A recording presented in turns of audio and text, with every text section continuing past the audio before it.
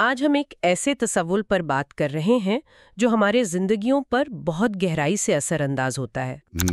چاہے ہم اس پر غور کریں یا نہ کریں، یعنی ریاست، اسٹیٹ جسے کہتے ہیں۔ جی، تو آج سمجھنے کی کوشش کریں گے کہ آخر یہ ریاست ہوتی کیا ہے، یہ کیسے وجود میں آئی، کیسے کام کرتی ہے، اور وقت کے ساتھ اس کی شکل کیسے بدلی ہے۔ بالکل۔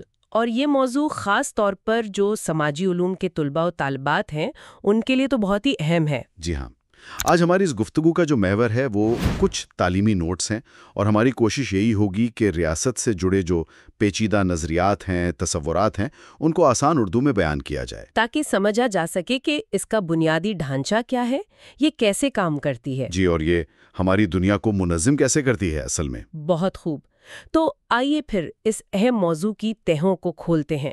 سب سے پہلا سوال تو یہی آتا ہے ذہن میں کہ یہ ریاست جسے ہم اسٹیٹ کہہ رہے ہیں آخر ہے کیا؟ کیا یہ ہمیشہ سے ایسی ہی تھی جیسی آج نظر آتی ہے؟ یہ بہت بنیادی سوال ہے، آپ نے صحیح پوچھا۔ دیکھیں، ریاست جو ہے نا، یہ کوئی ساکن چیز نہیں ہے، مطلب ہمیشہ سے ایک جیسی نہیں رہی۔ اچھا۔ یہ ایک ایسا سماجی اور سیاسی ڈھانچہ ہے جو ہزاروں سال کے دوران ارتقا پذیر ہوا ہے۔ اچھا، ارتقا پذیر۔ جی، قدیم قبائلی نظام سے لے کر پھر وہ شہری ریاستیں آئیں، سلطنتیں بنیں، اور پھر آج کی جو یہ قومی ریاست ہے جسے ہم نیشن اسٹیٹ کہتے ہیں، اس کا کردار، اس کی طاقت، یہ سب بدلتا رہا ہے۔ تو وہ کون سی بنیادی چیزیں ہیں، کون سے اجزاء ہیں جو کسی بھی تنظیم کو ریاست بناتے ہیں؟ مطلب لازمی کیا ہے اس کے لیے؟ عمومی طور پر دیکھیں، 4 عناصر ہیں جن کو ریاست کی بنیاد مانا جاتا ہے۔ پہلا، ایک متعین جغرافیائی علاقہ، ٹیریٹری جسے کہتے ہیں، اس کی حدود ہوتی ہیں۔ صحیح۔ دوسرا، اس علاقے میں بسنے والے لوگ، یعنی آبادی، پاپولیشن۔ تیسرا، ایک فعال حکومت، گورنمنٹ، جو اس علاقے اور آبادی پر اپنا اختیار قائم رکھے، نظم و نسق چلائے۔ ٹھیک۔ اور چوتھا، اور یہ شاید سب سے اہم ہے، خود مختاری، سوورینٹی، یعنی اپنی سرحدوں کے اندر مکمل اختیار رکھنا، اپنے فیصلے خود کرنا اور بیرونی دباؤ سے آزاد ہونا۔ اور اس سب کا مقصد کیا ہوتا ہے؟ ریاست کا بڑا مقصد تو یہی ہوتا ہے کہ وہ اپنے شہریوں کو تحفظ دے، ان کی آزادی کو یقینی بنائے اور ان کی فلاح و بہبود کے لیے کام کرے۔ یہ تو اس کی ایک طرح سے ساخت ہو گئی، لیکن کچھ مفکرین نے اسے ایک تنظیم کے طور پر کیسے دیکھا ہے؟ کیا اس کے کام کرنے کے انداز پر بھی کوئی خاص نظریات موجود ہیں؟ یقیناً۔ مثال کے طور پر ریلف ملیبنٹ جیسے مفکر ہیں، ان کا خیال ہے کہ ریاست صرف حکومت نہیں ہوتی، اچھا، بلکہ یہ کئی سارے باہم مربوط اداروں اور تنظیموں کا ایک پورا نظام ہے، ایک کمپلیکس ہے، جیسے فوج ہے، پولیس، عدلیہ، بیوروکریسی، سرکاری تعلیمی ادارے، یہ سب مل کر ریاست بناتے ہیں۔ دوسری طرف مائیکل مین جیسے مفکر ہیں، وہ ریاست کو نہ صرف اس کے ڈھانچے سے پہچانتے ہیں بلکہ اس کی عملی صلاحیتوں پر، اس کی کیپیسٹی پر زور دیتے ہیں۔ عملی صلاحیتیں مطلب وہ کہتے ہیں کہ جدید ریاست کی طاقت اس کی بنیادی ڈھانچے کی طاقت میں ہے، انفراسٹرکچرل پاور۔ اچھا، یہ کیا چیز ہے؟ یعنی جدید ریاست مثال کے طور پر آپ کی آمدنی پر ٹیکس لگا سکتی ہے، آپ کے بارے میں معلومات اکٹھی کر کے محفوظ رکھ سکتی ہے، ڈیٹا بیس بنا سکتی ہے۔ اچھا، جیسے ہمارا شناختی کارڈ کا سسٹم ہے۔ بالکل، اور ضرورت پڑنے پر وہ معلومات فوراً استعمال بھی کر سکتی ہے۔ یہ وہ کام ہے جو پرانی ریاستیں، مان لیجئے 1850 سے پہلے، اتنی آسانی سے یا شاید کر ہی نہیں سکتی تھی۔ صحیح۔ آج کی ریاست اپنا حکم ملک کے کسی بھی کونے میں بہت تیزی سے پہنچا سکتی ہے، کمیونیکیشن ہے، معیشت پر اس کا گہرا اثر ہے، اور یہ اکثر اپنے شہریوں کو براہ راست مدد بھی فراہم کرتی ہے، جیسے سرکاری نوکری، پینشن یا سماجی بہبود کے پروگرام وغیرہ۔ تو مین کے مطابق جدید ریاست ہماری روزمرہ کی زندگی میں بہت زیادہ داخل ہو چکی ہے۔ جی، پہلے کی کسی بھی ریاست سے کہیں زیادہ، یہ ان کا بنیادی نقطہ ہے۔ یہ بات تو واقعی غور طلب ہے کہ ریاست ہماری زندگیوں میں کس قدر رچ بس گئی ہے، لیکن دنیا تو آپ جانتے ہیں مسلسل بدل رہی ہے، نئے چیلنجز آ رہے ہیں، تو ریاستیں ان تبدیلیوں کا مقابلہ کیسے کرتی ہیں؟ کیا سب ایک ہی طرح کامیاب ہوتی ہیں؟ یہیں پر دیکھیں، موافقت پذیر ریاست یعنی اڈیپٹیو اسٹیٹ اور زوال پذیر ریاست یعنی ڈیکیئنگ اسٹیٹ کا تصور سامنے آتا ہے۔ اچھا۔ مطلب یہ کہ جو ریاستیں وقت کے تقاضوں اور بدلتے ہوئے حالات کے مطابق خود کو ڈھال لیتی ہیں، اڈیپٹ کر لیتی ہیں، وہ نہ صرف قائم رہتی ہیں بلکہ اکثر مزید مضبوط ہوتی ہیں۔ اور جو نہیں کر پاتی؟ اس کے برعکس جو ریاستیں تبدیلیوں کا مقابلہ نہیں کر پاتی یا خود کو بدلنے میں ناکام رہتی ہیں، وہ کمزور ہوتی چلی جاتی ہیں اور بالآخر زوال کا شکار بھی ہو سکتی ہیں۔ تو یہ موافقت یا خود کو بدلنے کا عمل یہ کیسے ہوتا ہے؟ کیا اس کی کچھ خاص شکلیں ہیں جنہیں ہم پہچان سکیں؟ جی، محققین نے تاریخی طور پر ریاستوں کی موافقت کی 3 بڑی قسمیں بیان کی ہیں۔ اچھا، کون کون سی؟ پہلی، فوجی طاقت اور جنگی صلاحیتوں کو بہتر بنانا، اور اس کے لیے ظاہر ہے مؤثر طریقے سے ٹیکس اکٹھا کرنے کا نظام بہت ضروری تھا۔ ظاہر ہے۔ دوسری، اپنی قومی معیشت کی حفاظت کرنا اور صنعتی ترقی کو فروغ دینا، یعنی ریاست کا معاشی کردار، اکنامک رول۔ ٹھیک ہے۔ اور تیسری، قوم سازی کا عمل، نیشن بلڈنگ، جس میں ریاست ایک مشترکہ شناخت کو فروغ دیتی ہے اور شہریوں کو سماجی حقوق، سوشل سٹیزنشپ دے کر ریاست سے جوڑتی ہے۔ اچھا۔ لیکن یہ یاد رکھنا اہم ہے کہ یہ موافقت ہمیشہ ایک جیسی یا متوازن نہیں رہی۔ کچھ ریاستیں فوجی معاملات میں زیادہ کامیاب رہیں تو کچھ نے معاشی ترقی پر زیادہ توجہ دی۔ یہ عمل تاریخ میں دیکھیں تو کافی ناہموار رہا ہے، انیون رہا ہے۔ یہ تو ہم نے ریاست کے بنیادی خد و خال اور اس کے بدلتے کردار کو سمجھا۔ اب ذرا خاص طور پر جدید قومی ریاست یعنی ماڈرن نیشن سٹیٹ کی بات کرتے ہیں۔ یہ پچھلی ریاستوں سے کیسے مختلف ہے اور اس کی پہچان کیا ہے؟ جی، جدید قومی ریاست ایک خاص قسم کی سیاسی اکائی ہے۔ اس کی بنیاد عام طور پر ایک قوم پر ہوتی ہے، نیشن۔ قوم سے کیا مراد ہے یہاں؟ یعنی ایسے لوگوں کا گروہ جو سمجھتے ہیں کہ ان کی مشترکہ ثقافت ہے، زبان، تاریخ یا کوئی اور شناخت ہے۔ اچھا۔ یہ قوم ایک مخصوص، واضح طور پر متعین علاقے پر آباد ہوتی ہے، ٹیریٹری۔ ٹھیک۔ اس ریاست کی سب سے اہم خصوصیت یہ ہے کہ اسے اپنے علاقے کے اندر طاقت یا جبر کے جائز استعمال پر اجارہ داری حاصل ہوتی ہے، لیجٹمیٹ یوز آف فورس۔ اجارہ داری، منوپلی؟ جی، منوپلی، یعنی صرف ریاست ہی قانون کے مطابق طاقت استعمال کر سکتی ہے، کوئی اور گروہ یا فرد نہیں۔ اور آخری بات، اسے دوسری قومی ریاستیں بھی ایک خود مختار اکائی کے طور پر تسلیم کرتی ہیں، ریکگنیشن۔ اچھا، تو میکس ویبر کا نام اکثر آتا ہے اس سلسلے میں۔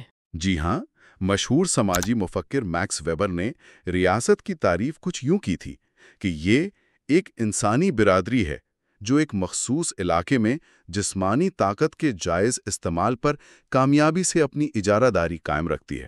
اس تعریف میں یہ جائز استعمال اور اجارہ داری یہ بڑے کلیدی الفاظ لگ رہے ہیں۔ ان کا کیا مطلب ہے؟ کیا ریاست ہر وقت طاقت ہی استعمال کرتی ہے؟ نہیں، ایسا بالکل نہیں۔ یہی تو جدید ریاست کی خاصیت ہے۔ اس کی چند لازمی خصوصیات ہیں۔ پہلی تو یہ کہ اس کا رابطہ لازمی نوعیت کا ہوتا ہے، کمپلسری۔ مطلب اگر آپ کسی ریاست کے علاقے میں ہیں تو آپ اس کے قوانین اور اختیار سے باہر نہیں رہ سکتے۔ آپ یہ نہیں کہہ سکتے کہ میں نہیں مانتا۔ اچھا۔ دوسری، طاقت پر اجارہ داری، مونوپلی آف فورس۔ اس کا مطلب یہ نہیں کہ ریاست ہر وقت ڈنڈے کے زور پر ہی کام چلاتی ہے، تو پھر؟ بلکہ یہ کہ اس کے پاس طاقت استعمال کرنے کا حتمی اختیار موجود ہے، اور اکثر صرف اسی اختیار کا ہونا ہی کافی ہوتا ہے کہ لوگ قوانین کی پیروی کریں۔ The threat of force is often enough۔ تیسری اور سب سے اہم خصوصیت ہے جواز، لیجیٹمیسی،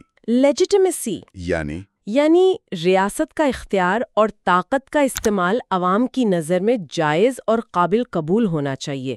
یہ رضامندی ضروری ہے۔ یہ رضامندی کیسے حاصل ہوتی ہے؟ یہ چاہے انتخابات کے ذریعے ہو، جیسے جمہوریت میں ہوتا ہے، یا روایات کی بنیاد پر ہو، یا قانون کی حکمرانی پر یقین کی وجہ سے ہو۔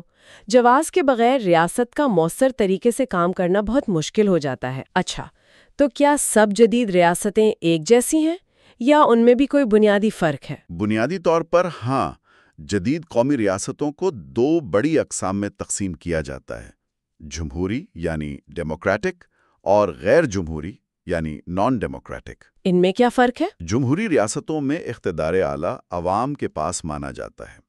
شہریوں کو سیاسی عمل میں حصہ لینے کا حق ہوتا ہے۔ اپنی رائے کا اظہار کرنے کا، حکمرانوں کا انتخاب کرنے کا۔ اس کی بھی کئی شکلیں ہیں، نمائندہ جمہوریت، لبرل جمہوریت وغیرہ۔ اور غیر جمہوری؟ دوسری طرف غیر جمہوری ریاستیں ہیں، جہاں اختیارات ایک فرد یا چھوٹے گروہ کے پاس ہوتے ہیں۔ ان میں شہری آزادیاں محدود ہوتی ہیں یا ہوتی ہی نہیں۔ حکومت عوام کو جواب دہ نہیں ہوتی۔ اس کی مثالیں؟ اس کی مثالیں آمرانہ یعنی اتھارٹیرین یا کلی اختیاری یعنی ٹوٹلیٹیرین حکومتیں ہیں۔ ٹھیک ہے، یہ تو ہو گئی ریاست کی اقسام۔ آج کل ہم ایک لفظ بہت سنتے ہیں، عالمگیریت یا گلوبلائزیشن۔ جی ہاں۔ یہ جدید ریاست کو کیسے متاثر کر رہی ہے؟ خاص طور پر وہ جو مائیکل مین کا سماجی قید والا نظریہ تھا، اس کے حوالے سے یہ دلچسپ سوال بنتا ہے۔ جی، یہ آج کے دور کا ایک بڑا چیلنج بھی ہے اور بحث کا موضوع بھی۔ مین کا جو سماجی قید یعنی سوشل کنفائنمنٹ کا تصور ہے، وہ یہ کہتا ہے کہ جدید قومی ریاست نے ایک طرح سے سماجی، معاشی اور سیاسی تعلقات کو اپنی قومی سرحدوں کے اندر قید کر دیا تھا۔ قید کر دیا تھا؟ مطلب کیسے؟ مطلب یہ ہے کہ پہلے جہاں لوگوں کے تعلقات زیادہ تر مقامی سطح پر ہوتے تھے، ریاست نے انہیں قومی سطح پر منظم کیا۔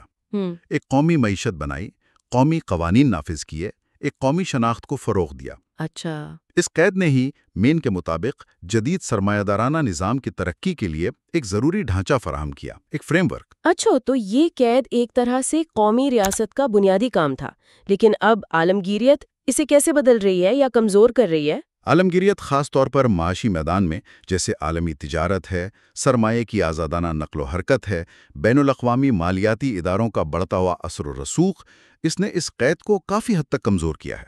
کیسے؟ اب بہت سے معاشی اور سماجی معاملات قومی سرحدوں سے ماورا ہو رہے ہیں، ٹرانسینڈنگ نیشنل باؤنڈریز۔ اس عمل کو بین الاقوامیت یا ٹرانس نیشنلزم کہتے ہیں۔ اس کی وجہ سے ریاستوں کی توجہ اب صرف اپنے اندرونی معاملات پر مرکوز نہیں رہی، انہیں بین الاقوامی سطح پر ہونے والی تبدیلیوں اور چیلنجز کا زیادہ سامنا کرنا پڑ رہا ہے اور ان کے مطابق خود کو ڈھالنا پڑ رہا ہے۔ تو گویا ریاست کی خود مختاری اور اس کے اختیارات کا دائرہ کار ایک نئے امتحان سے گزر رہا ہے۔ جی بالکل، ایک نئے دور میں داخل ہو رہا ہے۔ ہم نے یہ تو دیکھ لیا کہ ریاست کیا ہے، کیسے کام کرتی ہے اور اسے کیا مسائل درپیش ہے، لیکن ایک بنیادی سوال جو ذہن میں آتا ہے وہ یہ کہ ہمیں ریاست کو سمجھنا کیسے چاہیے، یعنی اصل میں طاقت کس کے پاس ہے، ریاست کس کے مفادات کا تحفظ کرتی ہے۔ کیا اس بارے میں مختلف نظریاتی زاویے ہیں؟ یقیناً، اور یہیں سے ریاست کا مطالعہ مزید دلچسپ ہو جاتا ہے۔ ریاست کے کردار، اس کی طاقت کے منبع اور اس کے مقاصد کے بارے میں کئی مختلف اور بعض اوقات تو بالکل متضاد نظریات پائے جاتے ہیں۔ اچھا۔ یہ نظریات ہمیں یہ سمجھنے میں مدد دیتے ہیں کہ کون ریاست کو کنٹرول کرتا ہے، کیا عوام حکامانوں کو جوابدہ ٹھہرا سکتے ہیں، اور ریاستیں تبدیل کیسے ہوتی ہیں۔ تو آئیے ان میں سے کچھ اہم نظریات کا جائزہ لیتے ہیں۔ سب سے پہلے یہ کثیر الجہتی نظریہ ہے، پلورلسٹ ویو۔ یہ کیا کہتا ہے؟ کثیر الجہتی نظریہ، جس کے نمائندوں میں ٹلکوٹ پارسنز، سیمیور لپسٹ، رابرٹ ڈاہل جیسے نام شامل ہیں، یہ ریاست کو معاشرے میں موجود مختلف مفاداتی گروہوں، انٹرسٹ گروپس اور سماجی طبقات کے درمیان ایک غیر جانبدار ثالث کے طور پر دیکھتا ہے، ایک ریفری کی طرح۔ غیر جانبدار ثالث؟ جی، ان کے خیال میں معاشرہ بہت سے چھوٹے بڑے گروہوں پر مشتمل ہوتا ہے، ان سب کے اپنے اپنے مفادات ہوتے ہیں اور وہ اپنے مفادات کے لیے ریاست پر اثر انداز ہونے کی کوشش کرتے ہیں۔ تو ریاست کا کام کیا ہے پھر؟ ریاست کا کام ان مختلف اور بعض اوقات متصادم مفادات کے درمیان توازن قائم کرنا ہے، مذاکرات اور سمجھوتوں کے ذریعے اتفاق رائے پیدا کرنا ہے اور یوں سماجی نظم برقرار رکھنا ہے۔ اس نظریے کے مطابق ریاست کا اپنا کوئی ذاتی مفاد نہیں ہوتا، وہ بس ایک پلیٹ فارم مہیا کرتی ہے۔ یعنی یہ نظریہ کہتا ہے کہ ریاست سب کی سنتی ہے، جیسے ایک غیر جانبدار ریفری۔ لیکن کیا حقیقت میں میدان عمل میں ایسا ہوتا ہے؟ کیا سب گروہوں کی آواز برابر سنی جاتی ہے؟ کیا اس نظریے پر تنقید نہیں ہوتی؟ بالکل، آپ نے بالکل درست نقطے کی طرف اشارہ کیا۔ اس نظریے پر شدید تنقید کی جاتی ہے، خاص طور پر مارکسی اور اشرافیہ کے نظریات کے حامیوں کی جانب سے۔ وہ کیا کہتے ہیں؟ وہ کہتے ہیں کہ یہ نظریہ حقیقت کی غلط تصویر پیش کرتا ہے، یہ سرمایہ دارانہ معاشروں میں طاقت کی جو اصل غیر مساوی تقسیم ہے اسے چھپاتا ہے۔ اچھا۔ ناقدین کا کہنا ہے کہ تمام مفاداتی گروہ برابر کی طاقت نہیں رکھتے۔ کچھ گروہ جیسے بڑے کاروباری ادارے وہ وسائل کے لحاظ سے، تنظیم کے لحاظ سے، اثر و رسوخ کے لحاظ سے کہیں زیادہ طاقتور ہوتے ہیں۔ تو ان کی آواز زیادہ سنی جاتی ہے؟ یقیناً ماہر عمرانیات مینکر اولسن نے بھی اس ماڈل کی کچھ عملی کمزوریاں بتائی ہیں، جیسے تمام گروہوں کا مؤثر طریقے سے منظم نہ ہو پانا۔ مفادات میں ٹکراؤ ہو تو اتفاق رائے مشکل ہو جاتا ہے۔ نئے یا کمزور گروہوں کے لیے سیاسی عمل میں شامل ہونا دشوار ہوتا ہے، اور تنظیموں پر چند افراد کا کنٹرول قائم ہو جاتا ہے، جسے اولیگارکی کا آہنی قانون کہتے ہیں۔ اچھا، تو اگر ریاست غیر جانبدار ریفری نہیں تو پھر اشرافیہ کا نظریہ ایلیٹ ویو کیا کہتا ہے؟ یہ کیسے مختلف ہے؟ اشرافیہ کا نظریہ جیسا کہ نام سے ظاہر ہے، یہ کہتا ہے کہ ہر معاشرے میں، چاہے وہ جمہوری ہی کیوں نہ ہو، اصل طاقت اور فیصلے کرنے کا اختیار ایک چھوٹی سی منظم اور طاقتور اقلیت یعنی اشرافیہ کے ہاتھ میں ہوتا ہے۔ ایلیٹ، یہ اشرافیہ کون لوگ ہوتے ہیں؟ یہ معاشی اشرافیہ ہو سکتی ہے، سیاسی، فوجی یا انتظامی اشرافیہ۔ کثیر الجہدی نظریے کے برعکس یہ نظریہ سمجھتا ہے کہ ریاست غیر جانبدار نہیں ہے، بلکہ اسی حکمران اشرافیہ کے مفادات کی نمائندگی اور تحفظ کرتی ہے۔ تو ان کے لیے ملکیت سے زیادہ انتظامی کنٹرول اہم ہے؟ جی، پریویٹ اور اسٹون جیسے مفکر یہی کہتے ہیں۔ ان کے مطابق طاقت بیوروکریسی میں، بڑی کارپوریشنوں میں، فوج یا میڈیا جیسے اداروں میں کلیدی عہدوں پر فائز ہونے سے حاصل ہوتی ہے۔ ان کا ماننا ہے کہ معاشرہ بنیادی طور پر دو حصوں میں بٹا ہوتا ہے، ایک چھوٹی سی حکمران اشرافیہ اور ایک بڑی شاست عوام۔ اس کا مطلب تو یہ ہوا کہ پالیسیاں اور قوانین عوام کی بجائے اس چھوٹی سی اشرافیہ کے فائدے کے لیے بنتے ہیں۔ اشرافیہ کے نظریے کے مطابق بنیادی طور پر ایسا ہی ہوتا ہے۔ ریاست کا کلیدی کردار موجودہ اشرافیہ کے غلبے کو قائم رکھنا اور اسے چیلنج کرنے والی قوتوں کو دبانا ہوتا ہے۔ اب آتے ہیں ایک اور اہم نظریے کی طرف، طبقاتی بنیاد پر نظریہ، کلاس بیسڈ ویو۔ اسے اکثر مارکسی نظریے سے جوڑا جاتا ہے۔ یہ ریاست کو کیسے دیکھتا ہے؟ یہ نظریہ، جو کارل مارکس کے خیالات پر مبنی ہے، ریاست کو سمجھنے کے لیے معاشی ڈھانچے اور طبقاتی تعلقات کو مرکزی اہمیت دیتا ہے۔ اولسن اور مارگر کے مطابق یہ ریاست کی طاقت کی سب سے جامع وضاحتوں میں سے ایک پیش کرتا ہے۔ اچھا، کیسے؟ مارکسی نظریے کے مطابق معاشرے کی بنیاد معیشت پر ہوتی ہے، اور سیاسی اور سماجی ڈھانچہ اسی معاشی بنیاد کی عکاسی کرتا ہے۔ یعنی اکنامی از دا بیس۔ جی بالکل۔ سرمایہ دارانہ نظام میں جہاں پیداواری ذرائع یعنی فیکٹریاں، زمین، سرمایہ نجی ملکیت میں ہوتے ہیں، ریاست بنیادی طور پر غالب معاشی طبقے یعنی سرمایہ دار طبقے، برجوازی کے مفادات کی خدمت کرتی ہے۔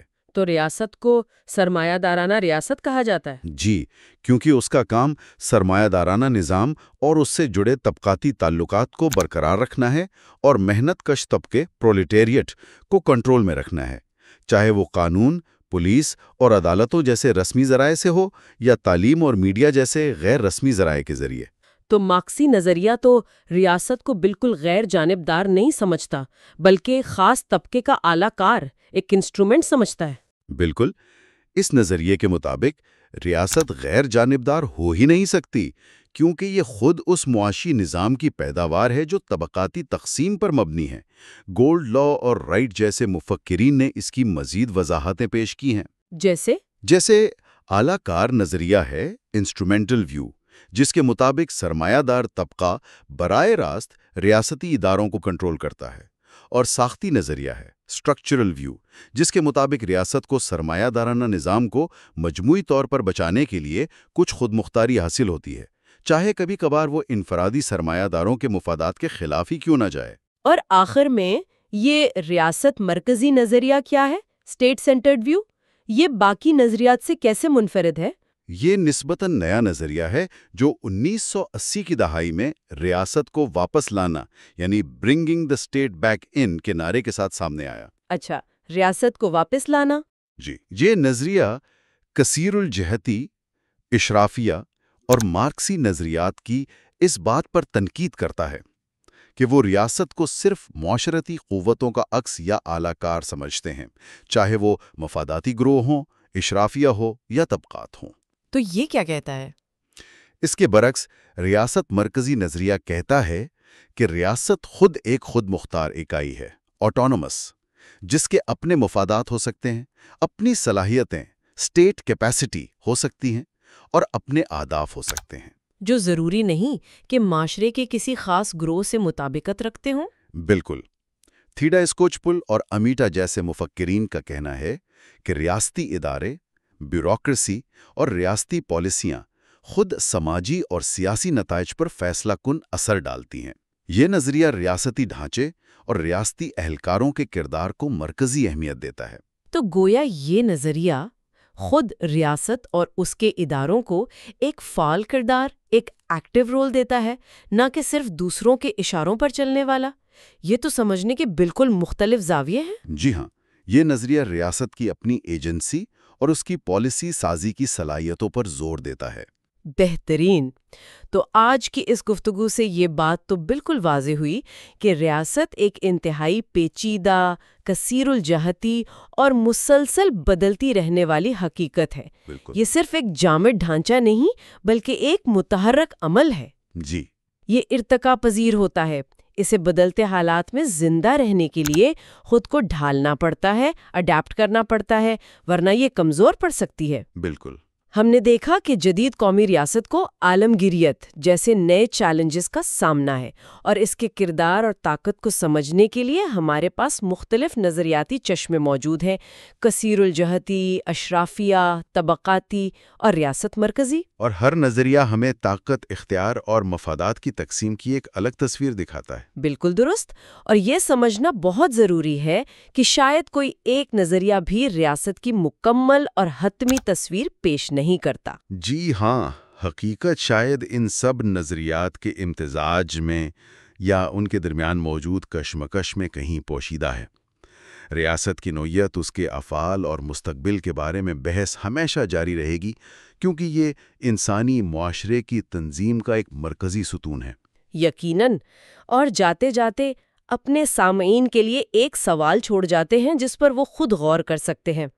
آج جن مختلف نظریات پر ہم نے بات کی، ان کو سامنے رکھتے ہوئے اگر ہم کسی خاص ملک جیسے پاکستان کی مثال لیں تو اس کی اپنی منفرد تاریخ، اس کے معاشی حالات، اس کی سماجی ساخت کو سمجھنا ہمیں اس ریاست کے موجودہ کردار، اسے درپیش چیلنجز اور مستقبل کے امکانات کا تجزیہ کرنے میں کس طرح مدد دے سکتا ہے۔